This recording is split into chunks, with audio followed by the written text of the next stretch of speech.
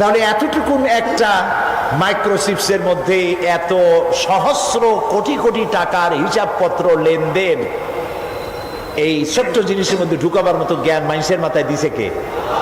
বলেন কে? সেই আল্লাহই তো গলায় ঝুলায় রাখছে। তাহলে এটা সম্ভব না? সম্ভব কি না? সম্ভব। এখন এই কথাগুলি বলে আল্লাহ মানুষের ক্ষতি করছেন না উপকার করছেন? উপকার করেছেন। এইটা যদি আমার বিশ্বাসে থাকে যে আমার গলার কাছে এরকম একটা সিম কার্ড আছে, একটা সিম আছে মোবাইলের মতো, এটা মনে করেন মোবাইলের একটা সিম গলায় ঝুলানো আছে, এটা সব উঠতেছে, যা বলেন তাই ওঠে, যা করেন তাই ওখানে লেখা হয়। সুবহানাল্লাহ। এই বিশ্বাস যদি আমার হয়, আমি ভালো মানুষ হয়ে যেতে পারবো। সুবহানাল্লাহ বলো। আমি খারাপ কাজ করতেই পারবো না। এই জন্য আল্লাহ পরকালের এই কথাগুলি কোরআনে কারিমের মধ্যে এত বেশি করে বলেছেন। মানুষের চরিত্রবান হওয়ার জন্য আল্লাহর ভয়, পরকালে বিশ্বাস, এর থেকে বড় ওষুধ পৃথিবীতে আর নাই। সব লেখা হচ্ছে। প্রিয় ভাই, সব মানুষ বোঝে না, ভুলে যায়। সিগারেটের প্রত্যেকটা প্যাকেটে লেখা থাকে ইহা স্বাস্থ্যের জন্য ক্ষতিকর, তারপরেও কি টানা টানে দেখছেন? বিশ্বাস করেন, গা সহ হয়ে গেছে। এই আমলনামা তৈরি হচ্ছে, হঠাৎ করে কিয়ামতে বানায় দেওয়া হবে না। আপনার আমার বডির সাথে লাগানো ওই সিম কার্ডে সব লেখা হয়ে যাচ্ছে। কিয়ামতের দিন এগুলি হাতে দেওয়া হবে, আর আল্লাহ তাআলা বলবেন, ইকরা কিতাবাকা কাফা বিনাফসিকাল ইয়াউমা আলাইকা হাসিবা। ইকরা কিতাবাক, তাকে বলা হবে এবার তুমি পড়ো। কাফা বিনাফসিকাল ইয়াউমা আলাইকা হাসিবা, তোমার এই কিতাব পড়ো, আর তোমার এই হিসাব গ্রহণ করার জন্য কিতাবটা ভালো করে পড়ো। তোমার নিজের হিসাব নেওয়ার জন্য তুমি নিজেই যথেষ্ট। তুমি দোজখে যাবা না বেহেশতে যাবা, তুমি নিজেই সিদ্ধান্ত নাও কোথায় যাবা। তোমার নিজের কি করছিলা এখন তুমি দেখো। এই জন্য আমি বলি মাঝে মধ্যে আমরা এখনো হিসাব করতে পারি এখানে বসিয়া আমাদের কি হওয়া উচিত। ছোটবেলার কথা মনে আছে? নাই? মনে নাই? এই যে স্কুল থেকে পলাইছিলেন, তারপরে 2 দিন পর স্কুলে গিয়ে হাজির হয়েছেন, মাস্টার জিজ্ঞেস করলো গতকাল আসো নাই কেন? তখন বললেন মা বলেছেন আমার নাকি পেটে ব্যথা হয়েছিল।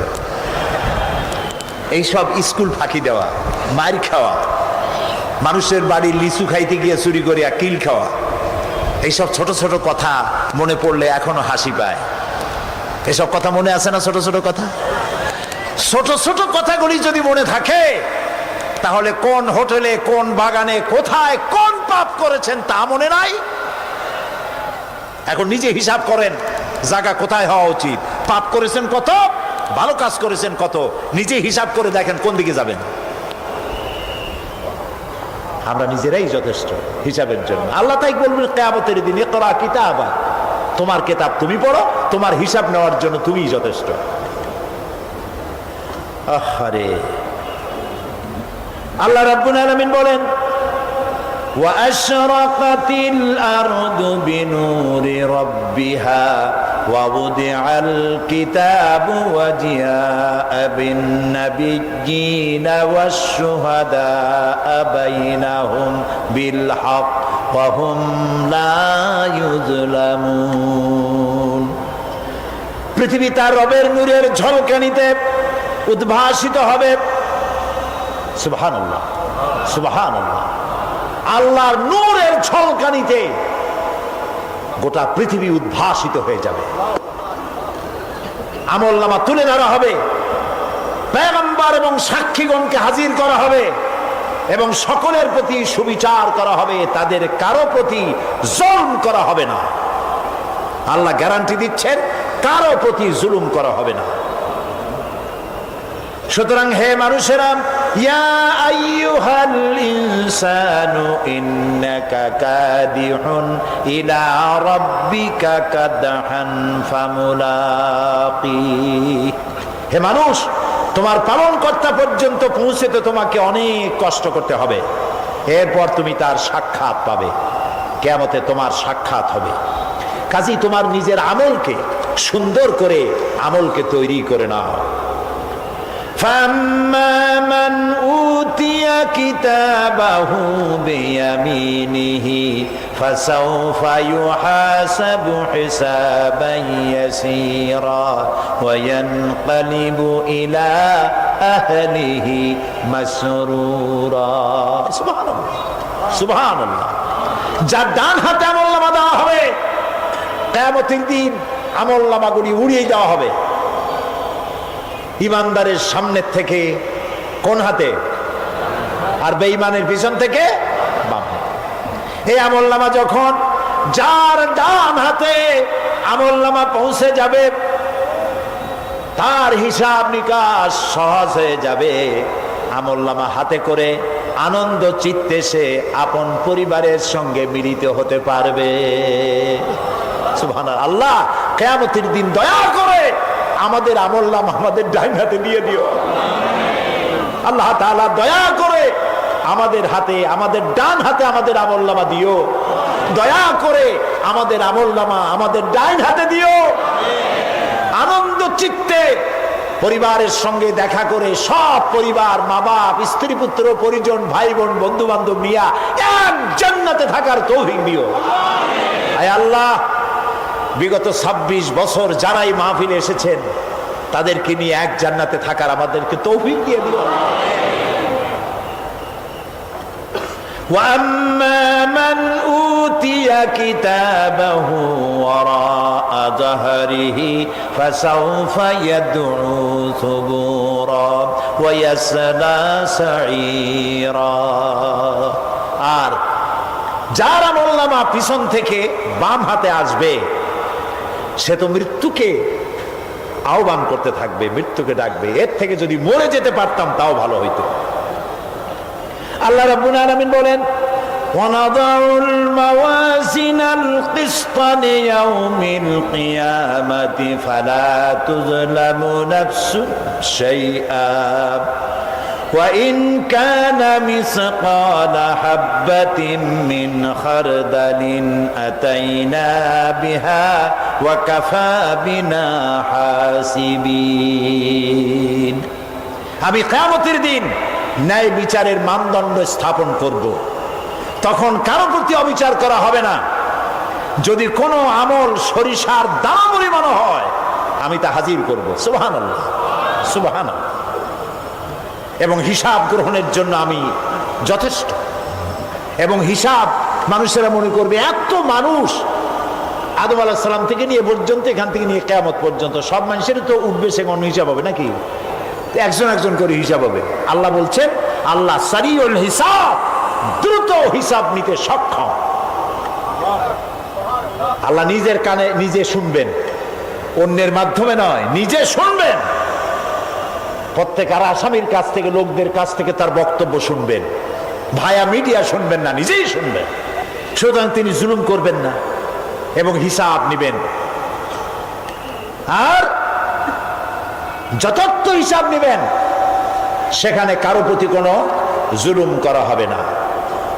وَمَنْ خَفَّتْ مَوَازِينُهُ فَأُولَئِكَ الَّذِينَ خَسِرُوا أَنفُسَهُمْ بِمَا كَانُوا بِآيَاتِنَا يَظْلِمُونَ। আর যাদের পাল্লা হালকা হবে, তারা তো শুধু নিজেদেরই ক্ষতি সাধন করবে, কেননা তারা আমার আয়াত সমূহকে অস্বীকার করত। আল্লাহর যারা অস্বীকার করত, আখেরাত নাই, কিয়ামত নাই, বেহেশত নাই, কবরের মধ্যে কোনো শাস্তি নাই, কবরের কোনো প্রশ্ন নাই, এগুলি যারা বলতো, তারা কিয়ামতে ক্ষতিগ্রস্ত হবে। এখন কিয়ামতের দিন মিজান আমরা হালকা করতে চাই না ভারী করতে চাই? জবাব চাই। কি করবেন? যদি ভারী করতে চান, নেক আমল বেশি বেশি করবেন। আর একটি হাদিস শোনাবো, যেই হাদিসের ভিতরে পাল্লা ভারী করার মতো কথা নবীজি বলেছেন। শুনবেন নাকি? বুখারী শরীফের শেষ হাদিস, আল্লাহর নবী বলেন, কালিমাতানে হাবিবাতানে ইলার রহমান খাফিফাতানে আলাল লিসান সাকিলাতানে ফিল মিজান সুবহানাল্লাহি ওয়া বিহামদিহি সুবহানাল্লাহিল আযীম। নবীজি বলেন, দুইটা কালেমা, দুটি শব্দ আল্লাহর কাছে খুবই প্রিয়, মুখে উচ্চারণ করা একেবারেই হালকা, আর কিয়ামতের দিন এই শব্দ দুটি দিয়ে আল্লাহ রাব্বুল আলামিন মিজানের পাল্লাকে ভারী করে দিবে।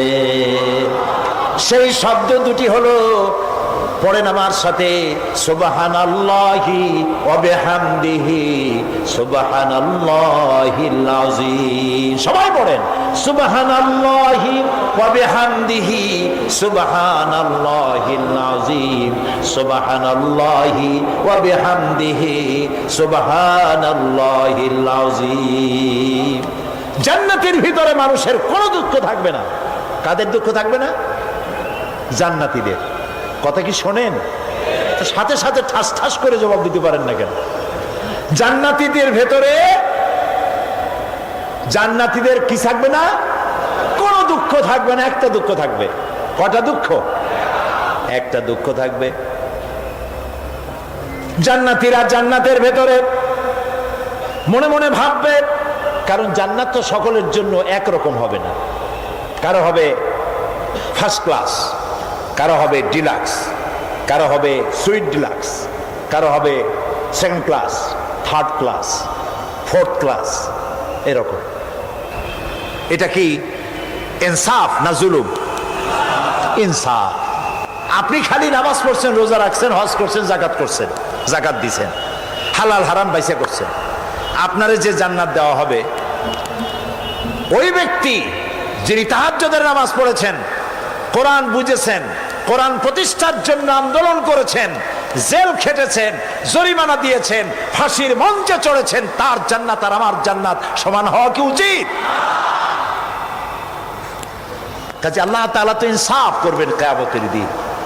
নবীদের, সাহাবীদের, তারপরে দ্বীনের জন্য যে যত পরিশ্রম করেছেন তার পুরস্কারটা সেরকমই হবে। এই জান্নাতের ভিতরে, জান্নাতীদের মধ্যে কোনো দুঃখ থাকবে না, একটি দুঃখ ছাড়া। তারা মনে মনে ভাববেন, রব্বুল আলামিন, অমুক অমুক সময় চায়ের দোকানে বসে আড্ডা মেরেছিলাম, বাসের মধ্যে ঘন্টার পর ঘন্টা বসেছিলাম, আজে বাজে চিন্তা করেছি, সময় চলে গেছে ঘন্টার পর ঘন্টা। ওই সময়গুলিতে যদি তোমার নামের জিকির করতাম, তেলাওয়াত করতাম, তাহলে জান্নাতের ভিতরে আজ আমি আরো ভালো ভালো জায়গা পাইতাম। হাদিস শরীফে এসেছে, কিয়ামতের দিন জান্নাতীদেরকে আল্লাহ বলবেন, তেলাওয়াত করো আর উপরে উঠতে থাকো, তেলাওয়াত করো আর উপরের দিকে উঠতে থাকো, ধীরে ধীরে পড়ো, ধীরে ধীরে তেলাওয়াত করো। ধীরে ধীরে তেলাওয়াত করতে করতে তোমার তেলাওয়াত জান্নাতের যে স্তরে গিয়ে শেষ হবে, জান্নাতের ওই জায়গা তোমার জন্য বরাদ্দ হবে। এখন যার মুখস্থ সাদি খালি কুল্লু আল্লাহ আর ইজাজা নাসরুল্লাহ, দুই পাও দিয়েই বসে থাকবে। আহারে, কোরআন শরীফ মুখস্থ করেন, আল্লাহ যেন আমাদেরকে মুখস্থ করার তৌফিক দেন, বলেন আমিন। এজন্য উৎসাহ থাকা দরকার। উৎসাহ হইলেই আপনি পারবেন। জেহেন শক্তি সকলেরই কম বেশি আছে, চেষ্টা করলেই পারবেন। সেই জন্য আমি বলতে চাই, কিয়ামতের দিন জান্নাত যদি আল্লাহ তাআলা দয়া করে আমাদেরকে নসিব করায় দেন, যদি বলবো না, বলবো আল্লাহ তুমি দয়া করে আমাদেরকে জান্নাত দিও, বলেন আমিন। প্রিয় ভাই সব, এরপরে আল্লাহ তাআলা বলেছেন সিরাতের কথা। কিয়ামতের দিন সিরাত, পুলসিরাতের নাম শোনেন নাই? কথা না কইলে বুঝি কি? শুনছেন? সিরাত।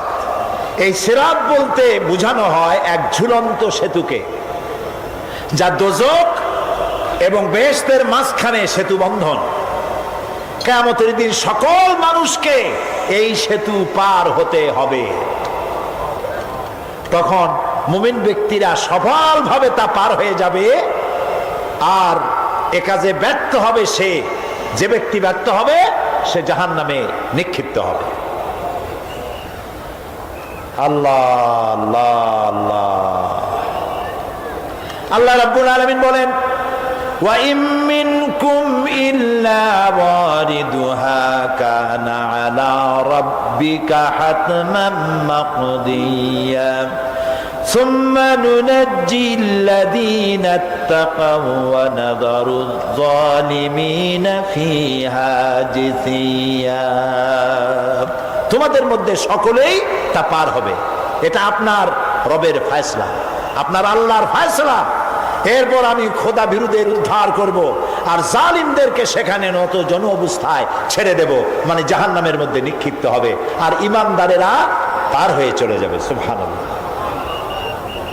আল্লাহ তাআলা যেন দয়া করে আমাদেরকে সিরাত বিজদি গতিতে, বৈদ্যুতিক গতিতে আল্লাহ যেন আমাদেরকে পার করে দেন। বলেন আমিন, সবাই বলেন আমিন। এরপরে শাফাত, শেষ দিবসের প্রতি বিশ্বাসী প্রত্যেক ব্যক্তি সুপারিশ বা শাফাতের বিষয়টা বিশ্বাস রাখতে হবে। দুটি শর্তের ভিত্তিতে শাফাত হবে। সুপারিশকারী সুপারিশের জন্য আল্লাহর অনুমতি লাগবে, আর শাফায়াতকৃত ব্যক্তির জন্য আল্লাহর সন্তুষ্টি প্রয়োজন। এই দুটি শর্ত। প্রথম শর্তের প্রতি ইঙ্গিত করে আল্লাহ তাআলা বলেছেন, যেটা আমরা আয়াতুল কুরসির মধ্যে পড়ি, মান যাল্লাযী ইয়াশফাউ ইনদাহু ইল্লা বিইজনিহি। এমন কে আছে যে অনুমতি ব্যতীত আল্লাহর কাছে সুপারিশ করতে পারে? আছে কেউ? কেউ নেই। আল্লাহ রাব্বুল আলামিন সুপারিশ করার জন্য যাকে পারমিশন দিবেন আর যার জন্য দিবেন, মাত্র সেই ব্যক্তি শুধু তার জন্যই সুপারিশ করতে পারবে, নিজের ইচ্ছা মতো কারোর জন্য সুপারিশ করতে পারবে না। আমাদের জাতির পিতা নাম কি? সব সময় মনে রাখবেন, আদৌ বলবেন না। এই প্রশ্নে কোনো আপোষ নাই। জাতির পিতা কে? হযরত ইব্রাহিম আলাইহিস সালাম কিয়ামতের দিন আল্লাহ রাব্বুল আলামিনের দরবারে ফরিয়াদ করবেন, রব্বুল আলামিন, আমার আব্বাজানের জন্য সুপারিশ করি, তুমি দয়া করে তাকে জাহান্নাম থেকে বাঁচায়া দাও। রব্বুল আলামিন বলবেন, ইব্রাহিম, তোমার এই সুপারিশ মঞ্জুর হলো না। ইব্রাহিম আলাইহিস সালামের সুপারিশ মঞ্জুর হবে না।